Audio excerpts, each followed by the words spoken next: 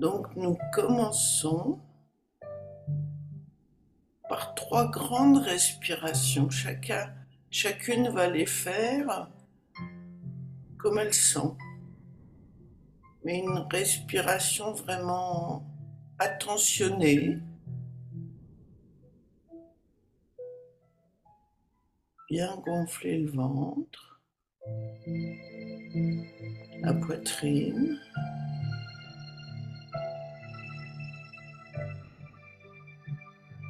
Souffler. Et recommencer 2 autres fois.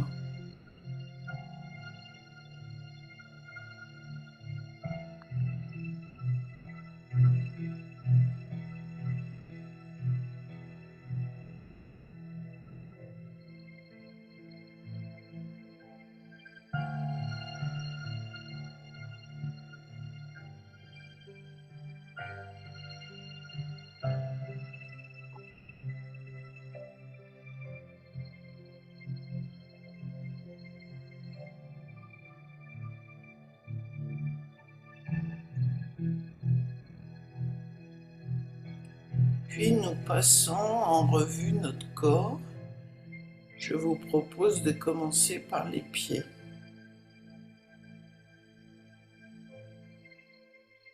Donc je détends la plante des pieds. Ça dépend comment, si je suis assis, si je suis allongé, mais je détends la plante des pieds, je respire dans la plante des pieds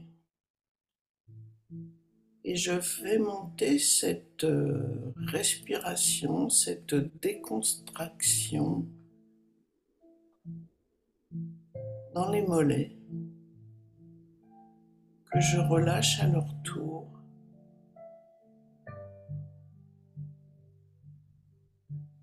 Des fois, il y a juste une micro-contraction qu'avec une bonne écoute corporelle, je peux ressentir. Et donc, je la relâche. Je respire. Je souris dans la contraction.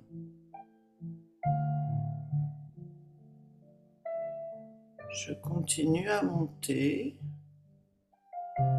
dans les cuisses, les quadriceps, qui sont les muscles antérieurs de la cuisse.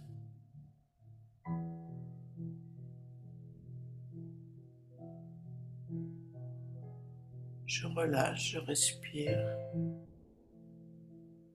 Je souris. Le sourire apporte une grande décontraction dans le corps.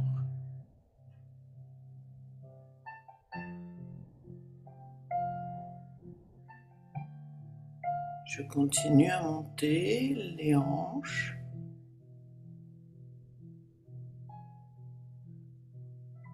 Que j'installe bien là, comme je suis positionné. Soit assis, je peux bouger un petit peu sur ma chaise ou mon fauteuil. Sentir qu'elles se détendent. Pareil, je relâche, je détends, je souris et j'arrive en bas du dos. Je peux d'ailleurs y poser ma main, me masser, m'auto-masser. La chaleur détend également. Et vertèbre après vertèbre, je vais monter le long de ma colonne vertébrale, doucement, en décontractant bien le dos, jusqu'à la base de la nuque.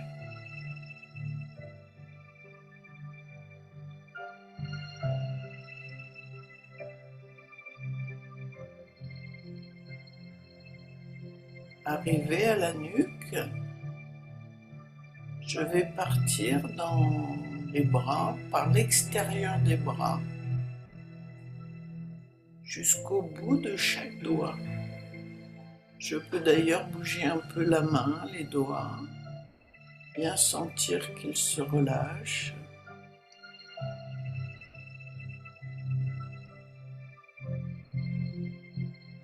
Et je remonte par l'intérieur des bras. Je suis en fait des méridiens et la pensée peut permettre de détendre ces méridiens. Et donc le corps. Et donc l'esprit. Arrivé à la base de la nuque, je passe dans tout le reste du visage jusqu'au sommet du crâne. Je souris dans les yeux, sur les lèvres.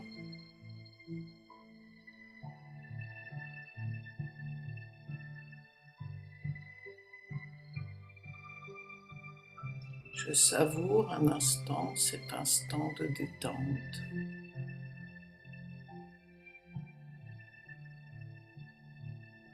Avant de passer à notre thème du jour, un pas après l'autre, j'avance. Alors déjà, on va commencer par une phrase de Raymond DeVos qui concerne le corps. On va rester un petit peu dans le corps. Raymond DeVos a dit « La marche est une succession de déséquilibres ». Alors qu'on ne ressent pas toujours dans la réalité si on a tendance à marcher très vite, mais si on marche à la manière du tai chi, il y a un moment où le corps bascule d'une jambe sur l'autre et effectivement le poids passe donc d'une jambe sur l'autre.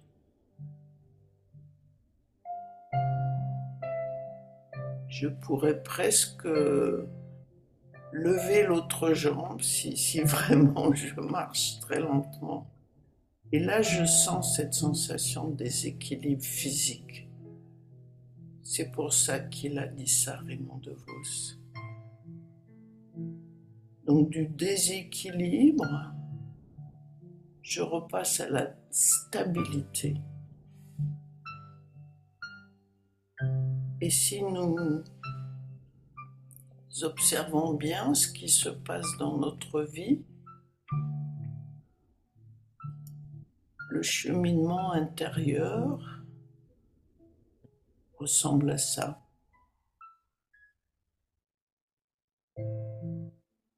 Je peux traverser un déséquilibre. Et là, chacun sait combien c'est inconfortable de perdre ses repères, ses habitudes. Je suis en inconfort de ce déséquilibre.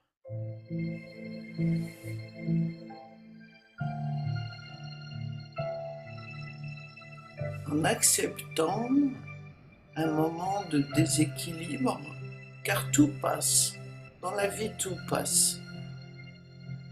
Plus ou moins facilement, plus ou moins rapidement, et tout passe. Je ne suis pas obligée d'attendre que ça passe naturellement. Je peux aussi m'interroger sur pourquoi je me sens en déséquilibre, pas trop longtemps.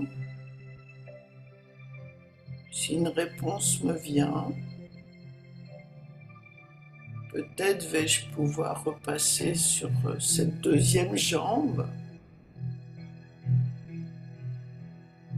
et continuer à avancer.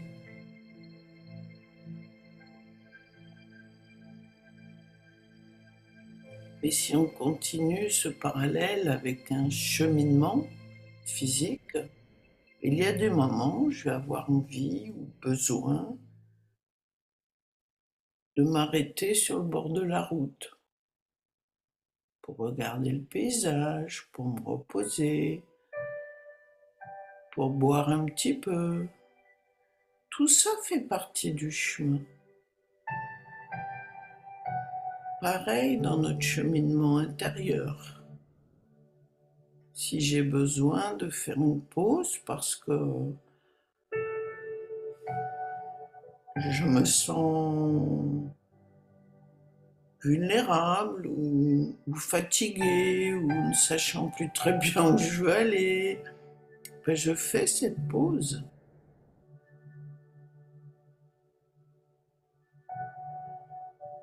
Parfois, je prends aussi un chemin qui rallonge, où je me perds, semblant m'éloigner un temps. Mais j'ai ma boussole avec moi. La boussole de quelque part, que ce soit bien conscient dans mon esprit ou pas encore tout à fait, j'ai ce fil d'Ariane dans ma vie où quelque part, je sais quand même vers quoi j'ai envie d'aller. Que ce soit de la tranquillité, de la paix, de la joie. Enfin, chacun, le tout bien sûr, mais chacun peut avoir une dominante à un moment donné de sa vie.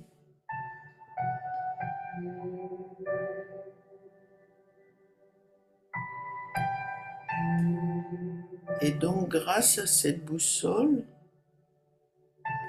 quand je la sors de mon sac, de mon mental, de mon esprit, grâce à ce fil d'Ariane, c'est reparti. Car à ce moment-là, je me sens assez en forme pour reprendre le chemin. Le principal, l'essentiel, c'est de pas s'en vouloir, d'avoir fait une pause, d'avoir pris un chemin de traverse. Car si je l'ai fait, c'est que j'en avais besoin.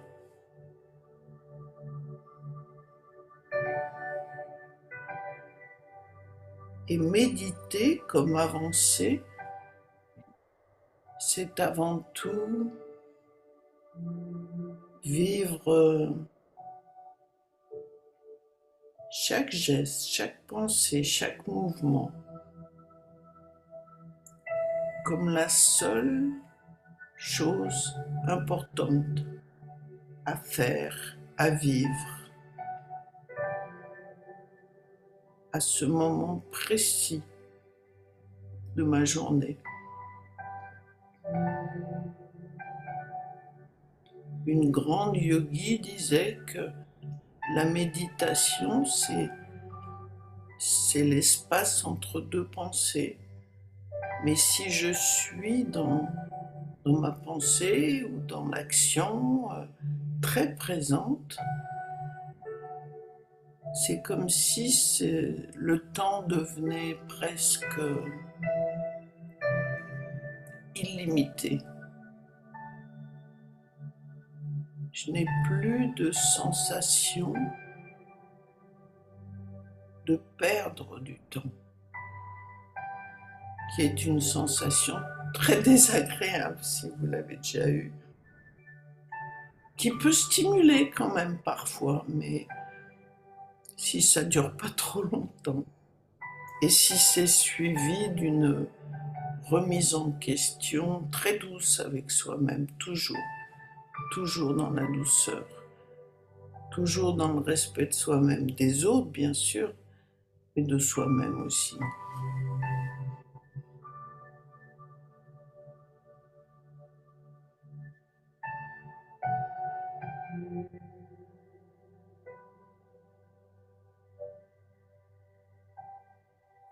Une succession de moments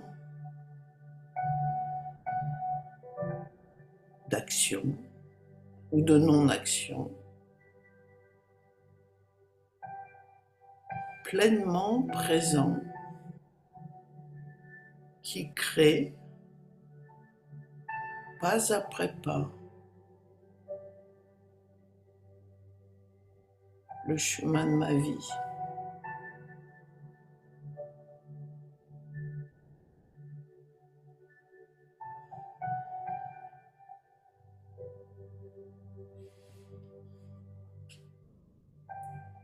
Aucun être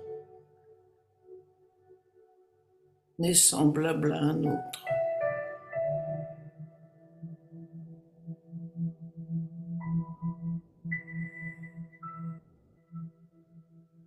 Et de même,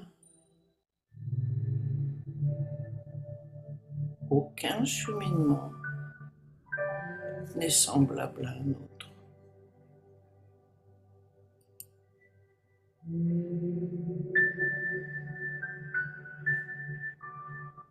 Donc je ne me compare pas, sauf pour m'inspirer, ça c'est autre chose.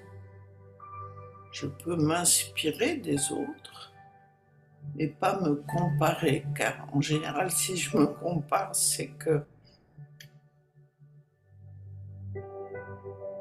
soit j'ai l'arrogance de me sentir supérieur, mais ça, je ne pense pas que ce soit le cas de beaucoup de personnes qui méditent, mais je peux surtout, enfin aussi, on ne sait jamais, il peut y avoir cette arrogance, hein, mais je peux aussi manquer à ce moment-là de respect de moi-même.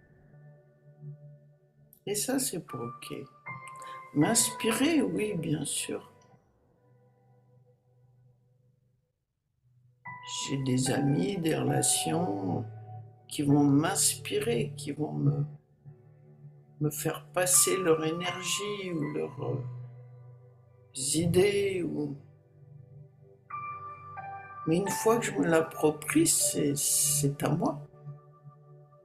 C'est à moi, c'est moi qui vais décider de la suite de ce que je fais, de ce cadeau de la vie que j'ai reçu.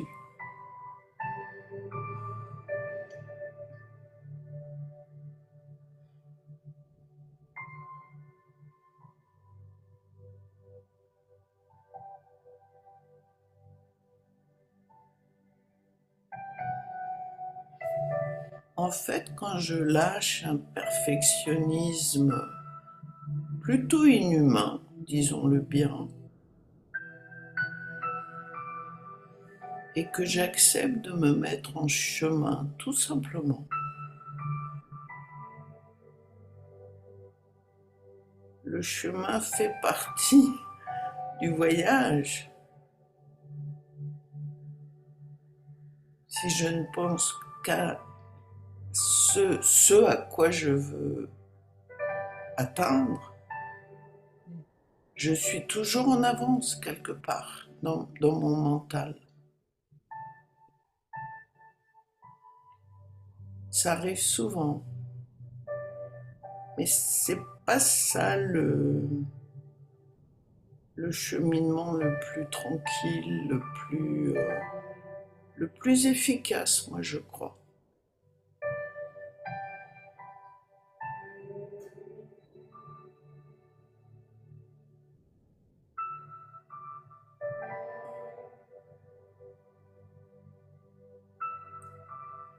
Et là, je vais m'offrir le maximum de chances d'atteindre ce à quoi j'aspire profondément.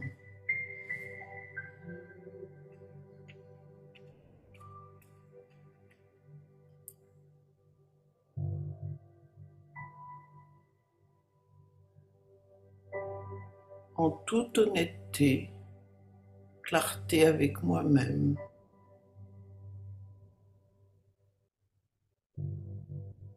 bien sûr, discerner et décider, ou décider de ne pas faire d'ailleurs, sont également nécessaires.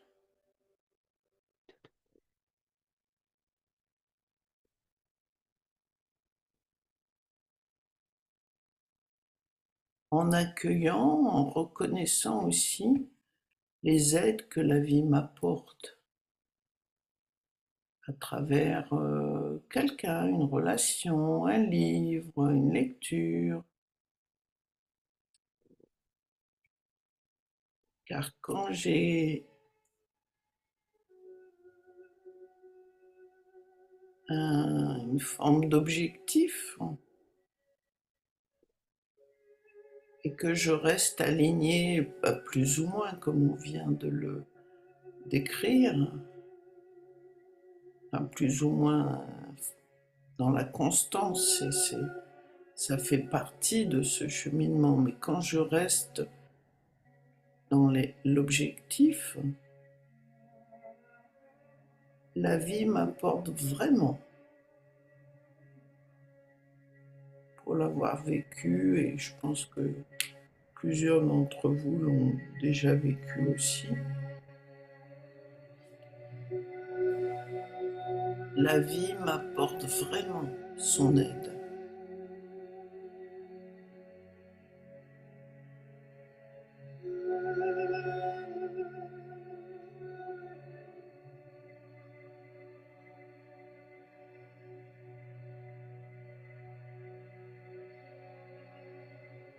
Et ainsi,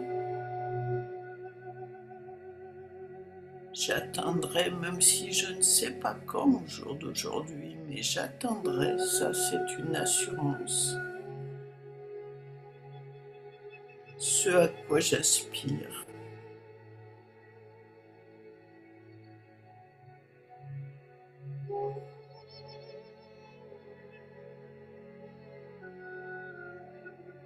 Et en ayant gardé le sourire.